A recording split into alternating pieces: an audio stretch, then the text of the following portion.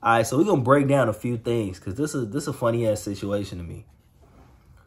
I'm really more intrigued by fans and people reacting to this information than the fact that Kyro actually put this shit out.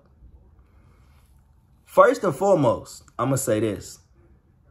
One of the first things my uncle, shout out to Baldhead, one of the first things he taught me growing up, I remember I was sparring with my little brother. We was in the gloves outside my uncle's crib, you know what I'm saying? We didn't have any headgear or anything, so he got on there with us because he knows we really used to hurt each other when we would fight. But he would tell us, like, the fuck is wrong with you? Why is you fighting with your brother outside in public where people could see that? And I didn't get what he was trying to say at the time. He told me, like, don't ever let nobody see you and your brother fight. That went over my head at the time, but now I understand now. I used to tell him, we're just sparring. This ain't that deep. Like, it don't matter. People's perception is reality. And I'm saying that to say this. This world has become so watered down and fake due to social media, due to the internet. Any type of fight, disagreement, a serious disagreement with your family, especially close family, your spouse, whether it's just your girlfriend or your wife, anybody you intimate with, right? Side chick, whatever the fuck you want to call it, and your close friends should never hit the internet, right? Nobody should ever know what the fuck you got going on, especially if it's like some beef, disagreement. You're supposed to keep that shit private. You know what I'm saying? So I still feel like he's wrong in this regard. This situation ain't black and white. It's a lot of layers and factors to this. I feel like, me personally, if I was in his shoes, I would have never did that in an interview. I would have never talked bad about somebody. Like, even if we don't see eye to eye, I'm not trying to put myself in that light. I wouldn't have talked about him in that way. I feel like none of those disagreements, you know what I'm saying, none of those misunderstandings, whatever the situation between them two is, it should have never hit the internet. The only reason niggas really know who Kyro is, as far as like the mass, you know, people outside of the city, people in the drill culture and all that, let's just keep it real. It's the video from him getting his shit knocked loose in the McDonald's, right? That's the only reason he's getting interviewed. So me personally, if I was getting interviewed, I'd be like, why the fuck are you asking me all these questions about dude instead of me? I thought you was interviewing me, right? So I personally feel like Kyro's getting used just to, you know, bring down Herb on his little platform, whatever. But that's what the disagreement is in. The thing that's crazy to me is, let's just take for granted, let's just say we know these niggas' business and we know that they telling the truth, right? Which, again, everybody's saying all of this shit, judging the situation. They're on the outside looking in, which they should be on the outside looking in. Like I said, this shit should have never touched the internet or interview. But everybody's saying, like, oh, he ain't obligated to do this. These are grown-ass men. Everybody who's saying shit like that in response to this interview, one, y'all dick riding this dude. Y'all don't know this guy. Y'all don't know any of these people. So you can't speak on what he is or isn't doing. Kyro is sitting in a chair being interviewed. Not just him, but a bunch of niggas that's from over there, from No Limit. They all know this man personally. You don't know this man personally. You're a fucking fan. You're on the outside looking in. You listen to his music. Most of the people with an opinion are not even from Chicago. You guys are biased. It's your favorite rapper. So, of course, you don't want to believe somebody saying some negative shit. Y'all don't care about Kyro. He's a non-factor to y'all. So, y'all making it out like, oh, he's just a hating-ass nigga. And maybe he is hating to an extent. Again, it's not black and white. Maybe some of this is coming from, you know, a genuine point of animosity. But is the animosity justified? And that's why I'm finna get into this next point. Y'all are not only looking at this from a perspective of fans, you're looking at this as from a perspective of civilians, right? Music is entertainment. It's like really not a surprise that most rappers are fraudulent. They don't really live the life they portray in their music, or it's exaggerated a little bit. Most rappers that are really living this, I'm sorry, gangster rappers, because not all rap music, you know what I'm saying? Drill music, gangster rap music. Most drill and gangster rappers that are actually living the life that they rap about, or used to live that life they rapped about, usually they fucking die. Usually they go to jail. Or they don't glorify the shit to the extreme. Now, there's rare cases of that. So, again, most people who like music, they like fake shit anyway. I don't know why people are so offended, but this is where I'm finna really get to the meat and potatoes of the video. Everybody also totally missed the points that he was trying to make. Again, because you guys are not looking through this from the perspective of street niggas. Kyro did not go in that video and say some shit.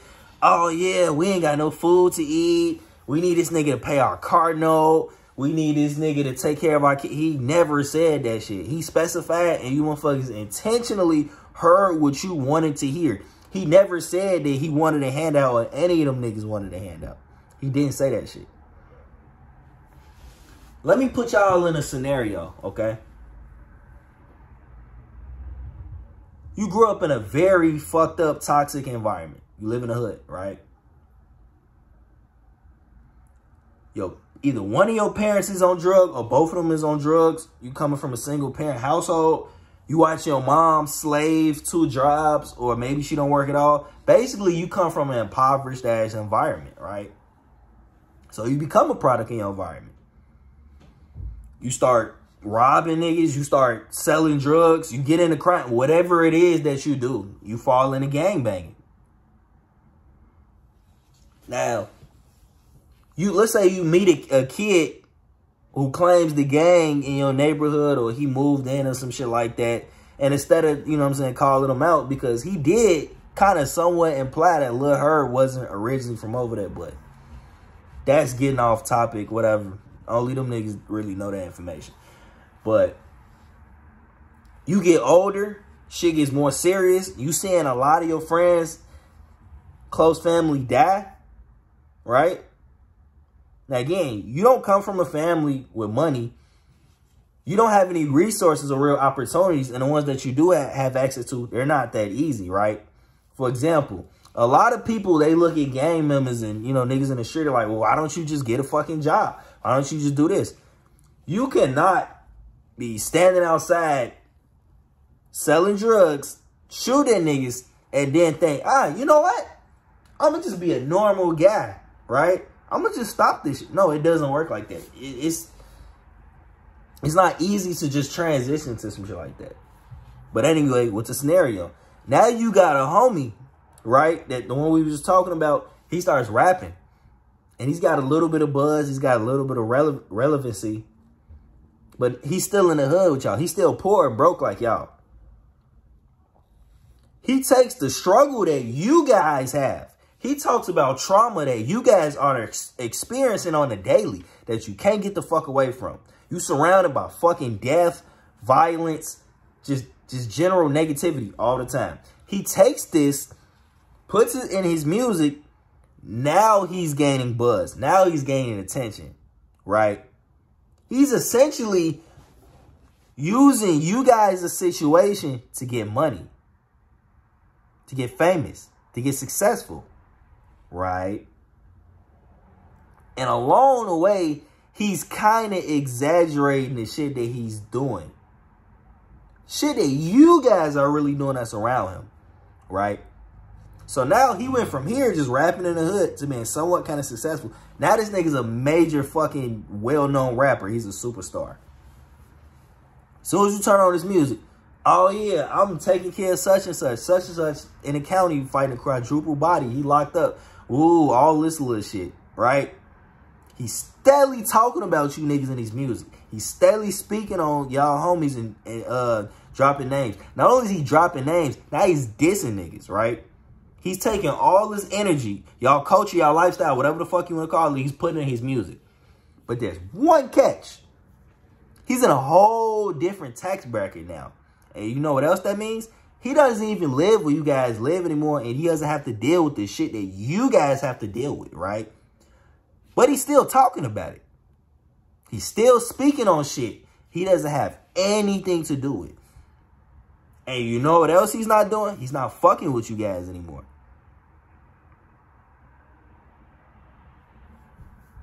This is what people not thinking about. This is also another reason why some people have a major criticism of Lil Durk too.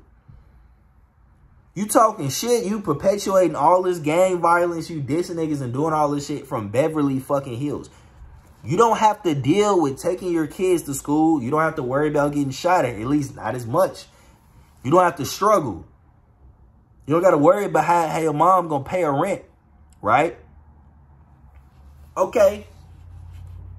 Other perspective, you're a grown man. You elevated from that lifestyle. You don't live that way anymore, whatever. You got kids, you got family. You don't want to give niggas handouts, right? You putting all that in the past. You use that to get to where you are now. So what, you could just forget about the people where you came from? It's the way you guys are taking what he said. He never said that this nigga was obligated to literally feed them and shit like that. He said he's playing both fucking sides. How the fuck you gonna get in a song and say, all my niggas straight, you know what I'm saying, I'm bonding them out of jail, ooh, all this shit, and then you not actually doing it? Like, are y'all fucking retarded? Are y'all, like, y'all retarded? Like, don't get me wrong, all the memes and reaction to the interview was funny about the shit he said about Egypt and all that. But it's like, y'all are so, like, fan the fuck out. Like, y'all are sewing this nigga's dick. Like, you literally hearing what's coming out of his mouth and you're intentionally missing the point. How the fuck can you get in a song and talk about all the shit that you're doing, and then the people that he's actually saying he's doing it for in the song literally come out and say he's not doing that? Y'all be like, he's making this shit up. What? How the fuck are you gonna get in a song and say fuck such and such from over there, and you don't have to deal with the consequences of saying fuck such and such over there because you don't fucking live over there by such and such, right? But your homies still do. The niggas that you keep mentioning in your fucking song. Like, what the fuck type of logic does that make? Like, how can you as a person co-sign that? Whether you're a fucking normal person, whether you're a street, like, how does that make any sense? You're perpetuating bullshit you don't even have to fucking deal with. Let me put this in perspective. It's me, my 4 other brothers. I've been fighting with these guys down the street our whole life, right? I get a professional boxing career. Well, no, let's just say I'm a blogger, right? Because I am a YouTuber, whatever. I get famous. I'm saying fuck such and such that literally live a few blocks around the corner from my friends and family crib, but I don't live over there.